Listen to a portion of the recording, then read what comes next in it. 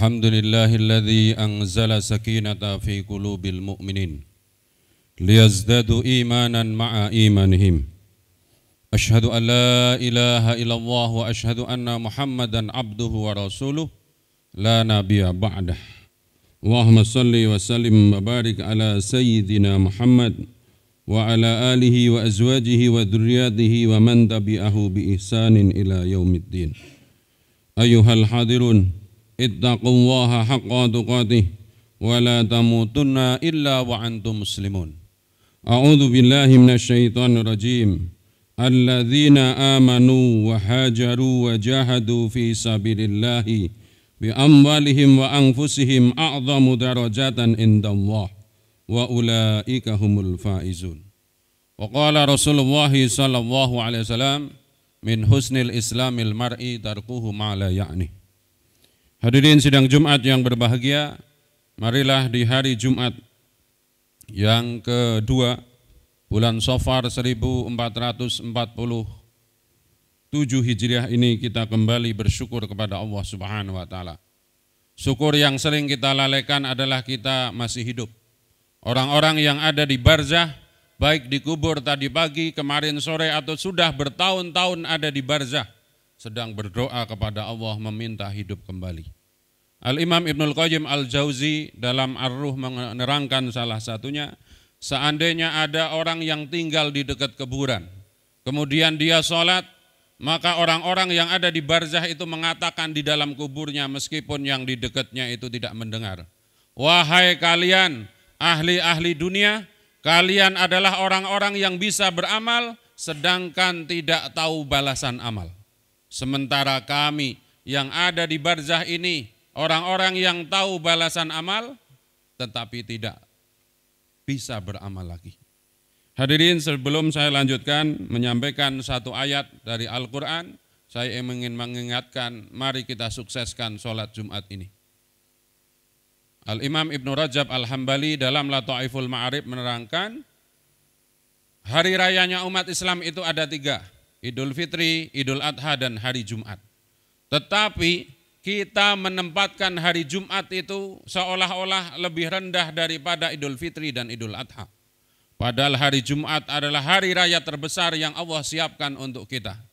Siapa bersuci dari rumahnya, hadir di sholat Jumat dengan sungguh-sungguh, tidak melangkai pundak-pundak saudaranya yang telah datang lebih dahulu, maka akan diampunkan dosanya oleh Allah 7 dan 3 hari. Kita hidup hanya seminggu 7 hari, tetapi Allah yang Maha Rahman Rahim menyiapkan untuk kita pengampunan selama 10 hari. Seandainya kita ahli maksiat sejak hari Sabtu yang lalu sampai tadi sebelum berangkat ke sholat Jumat ini, masih ada 3 hari, sisa tidak digunakan untuk menghapus kesalahan kita. Tetapi ingat, Rasulullah dalam hadis menerangkan orang datang ke sholat Jumat itu dibagi 3. Ya, mereka datang kemudian berbuat sia-sia, melakukan perbuatan lago, maka tidak dapat apa-apa. Yang kedua, sholat Jumat niatnya berdoa, maka kalau Allah menghendaki doanya dikabulkan, kalau tidak maka tidak dapat apa-apa. Yang nomor 3, mereka hadir dengan sepenuh jiwa, kemudian mendengarkan khutbah dan seterusnya, maka akan diberikan keberkahan. Bahkan dalam hadis lain diterangkan, al-jum'atu hijjul fuqara. Bagi yang diuji oleh Allah sampai wafat tidak bisa haji, jangan khawatir, pahala haji bisa didapatkan dengan sholat Jumat. Tapi perhatikan, mungkin ini jarang diingatkan kalau di majelis-majelis Jumatan, tapi Al-Fakir selalu mengingatkan. Jangan pernah ngomong kalau mendengarkan sholat, mendengarkan khutbah. Idza qulta li sahibika yaumal jum'atil angsit wal imamu yahtub faqad lawa. Khotib sudah mulai membaca Alhamdulillah, salawat Nabi, wasiat takwa, membaca Al-Quran, tidak harus ada nasihat. Maka di Lombok, di sebagian masjid, di Jawa Barat, di Jakarta masih ada, di daerah Srengseng sana, tidak ada nasihat dalam bahasa Indonesia. Hanya dibaca rukunnya saja. Sebelahnya masih ribut, kemudian mungkin nelpon, mungkin main handphone, kemudian kita mengatakan, hus, diam, angsit, fakot lago.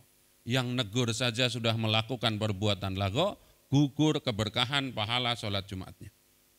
Yang kedua, mohon maaf, kadang mendengarkan khutbah sambil main-main handphone.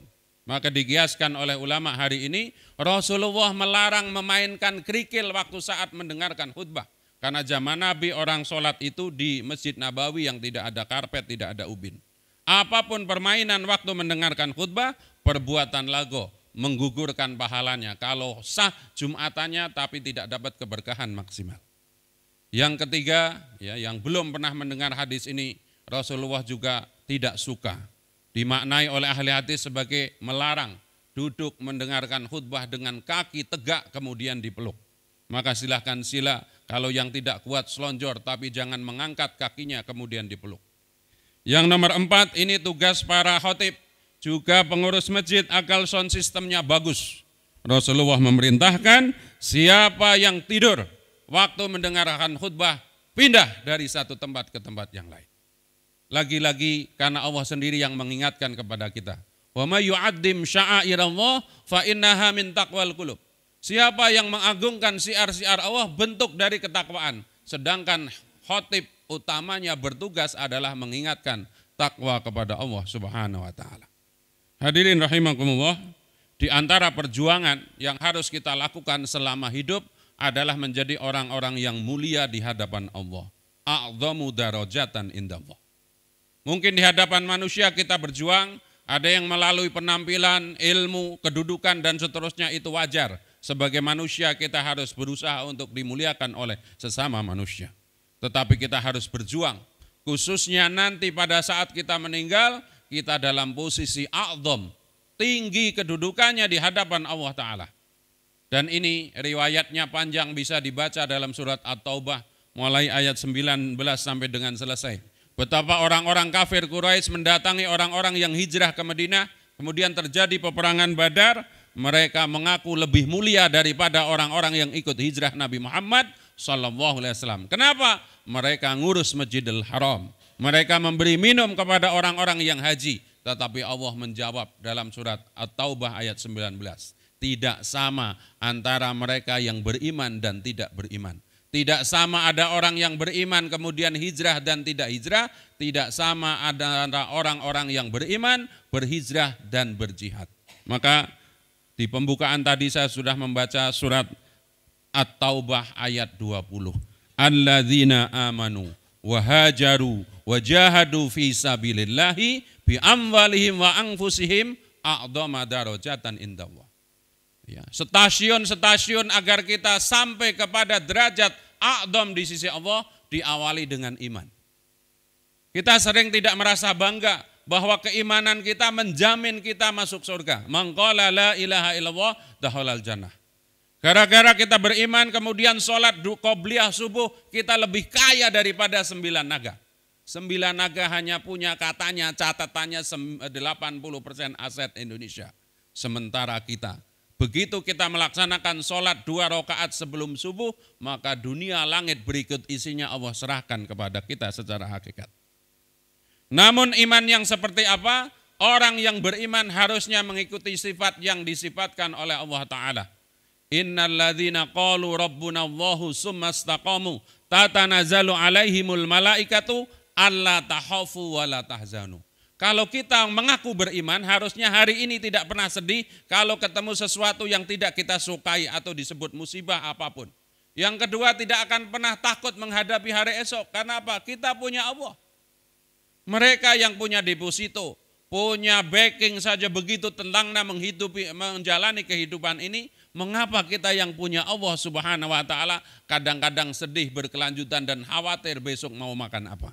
Maka mudah-mudahan mari kita kuatkan lagi iman kita agar kita menjadi orang-orang yang alla tahaufu wa la tahzanu. Tidak usah takut, tidak usah sedih. Karena apa? Yang menjamin semuanya kita adalah Allah Subhanahu wa taala. Kita sudah dijamin masuk surga, kenapa tidak bahagia? Sementara misalnya ada timnas Indonesia melawan Australia, di stadion utama kita dijamin oleh orang yang kuat di negeri ini, diberikan tiket VIP gitu, kita begitu senangnya. Kenapa? Allah telah menjamin bersama Rasulullah bahwa kita punya syahadat, akan terjamin masuk surga, kita tidak senang. Maka tidak ada alasan kita orang beriman itu sedih. Kul bifadlillahi wa bifadlihi, ya, fabidzalika falyafrahu. dengan rahmat dan fadl Allah harusnya kita berbahagia. Karena itu lebih baik, lebih besar dari apapun yang kita kumpulkan dari isi dunia ini. Yang kedua, stasiun berikutnya kalau kita ingin mulia di sisi Allah Ta'ala adalah hijrah. Move on, bergerak, jangan diam, jangan mager. Hijrah awalan pastinya para sahabat hijrah ke Ethiopia, kemudian yang kedua hijrah ke Madinah. Dalam kitab Hilyatul Aulia diterangkan di situ, hijrah sedikitnya ada 4 komponen yang harus kita jaga sampai mati. Sehingga dalam tadbir di situ, hijrah adalah kewajiban sampai akhir hayat dalam 4 aspek. Yang pertama dari bodoh kepada pinter. Orang bodoh itu gampang ditipu oleh manusia maupun oleh setan. Orang bodoh itu kadang capek-capek amal ternyata tidak sah. Maka jadilah orang pinter yang tidurnya saja ditakuti oleh setan. Sebagaimana riwayat yang paling terkenal, tidurnya orang yang beriman, yang punya ilmu, sebelum doa membaca doa, maka lebih ditakuti dari ibadahnya orang yang bodoh. Banyak orang-orang yang tidak wajib umroh dan haji, kemudian datang itu marketing yang menawarkan pergi haji dulu, bayar kemudian. Ini adalah perilaku kebodohan yang harus kita didik. Haji dan umroh itu ibadah yang wajib kalau mampu. Kalau belum mampu jangan sampai, apalagi sampai memaksa hutang-hutang. Sementara yang lain belum selesai, kenapa harus mengerjakan ibadah yang tidak wajib? Yang kedua, hijrah dari mana? Dari tidak ingat kepada Allah kepada ingat kepada Allah. Minan nisyan ila dzikr. Kita seringkali berbuat dosa itu karena apa? Karena tidak ingat Allah Subhanahu wa taala. Orang-orang yang ingat Allah terus-menerus tidak akan pernah berbuat dosa. Termasuk sholat kita sejak SMP sampai hari ini, adakah dari takbiratul ihram sampai dengan salam kita sudah tahu artinya. Padahal Allah sendiri yang mengatakan, jangan kalian sholat dalam keadaan mabok. Mabok secara harfiah adalah sebelum sholat dia mungkin minum minuman keras atau minum obat-obat terlarang yang membuat dia tidak sadar. Ulama lain mengatakan mabok itu mengatakan segala sesuatu yang tidak tahu artinya. Meskipun secara fikih sah, tapi apakah seperti itu kita di hadapan Allah Ta'ala? Adalah doa iftitah, Al-Fatihah, apalagi dalam rukun kauliyah berupa takbiratul ihram, Al-Fatihah, tasyahud, sholawat dan salam. Mudah-mudahan kita menjadi orang-orang yang memperhatikan ini. Jangan sampai kita bahasa Inggris mungkin TOEFL-nya 600, 700, tapi ditanya oleh anak kita yang punya PR atau cucu kita, ini artinya apa, aki atau abah? Robbi firli, warhamni, wajburni, warfa'ni, warzukni. Ini doa 8 hal kita panjatkan setiap sholat, tapi kadang-kadang kita hanya tahu maknanya satu saja, yaitu apa? Warzukni. Dan yang ketiga, orang hijrah itu apa? Pindah dari ahli maksiat kepada ahli taat. Kalau dalam cerita Wali Songo ada namanya Sunan Kalijaga. Awalnya wallahu alam katanya perampok, kemudian hijrah menjadi seorang ulama besar. Dalam cerita atau kisah perang Uhud ada Wahsy, pendosa besar kafir karena membunuh Sayyidina Hamzah bin Abdul Muthalib. Tetapi kemudian hijrah masuk Islam, diampuni segala kesalahan dan dosanya. Dan yang terakhir adalah hijrah itu pindah dari kita menjadi orang-orang yang membiasakan atau sering berbuat maksiat menjadi ahli taubat. Dan taubat yang sederhana kata para ulama adalah membaguskan wudu. Tidaklah seseorang berwudu kecuali akan keluar dosa-dosanya dari pelopak matanya, kuku tangannya dan kuku kakinya. Mari perhatikan wudu-wudu kita, karena wudu itu sangat penting, khususnya waktu pada saat kita akan berjumpa dengan Rasulullah Sallallahu Alaihi Wasallam. Kualitas wudu kita ini yang akan menentukan apakah Rasulullah mengenali kita dengan terang benderang atau sebaliknya. Maka kembali belajar. Rukun wudu yang utama membasuh muka, membasuh tangan, mengusap sebagian kepala dan membasuh kaki. Coba kalau lagi wudu itu khusyuk, hadir. Dalam kisah yang terkenal Al-Imam Ali Zainal Abidin, cicit Rasulullah SAW, baru berwudu aja sudah pingsan. Karena apa? Wudu itu mau sholat. Sebagaimana beliau kalau mengucapkan labbaik Allahumma umrotan langsung pingsan. Karena apa? Yang dibayangkan setelah wudu adalah ketemu Allah Subhanahu wa taala. Semoga kita menjadi orang-orang yang benar-benar ya melalui stasiun-stasiun kemuliaan itu dengan sebaik-baiknya. Mulai dengan menguatkan iman, kemudian hijrah, dan pada puncaknya apapun yang kita lakukan dengan sungguh-sungguh, yaitu berjihad. Walladzina jahadu fina lanahdiyannahum subulana. Siapa yang sungguh-sungguh di jalan Allah, Allah akan memberikan energi, ilmu yang lebih baik. Siapapun yang hadir di sini bersyukurlah karena kita diberi iman kemudian mau Jumatan. Ada orang-orang iman katanya mengaku Islam tapi tidak bisa Jumatan. Karena apa? Belum diberikan hidayatut taufik oleh Allah Subhanahu wa taala. Aqulu qauli hadza li wa lakum fil Qur'anil azim wa nafa'ani bima fihi minal ayati wa dzikril hakim. Innahu huwat tawwabur rahim.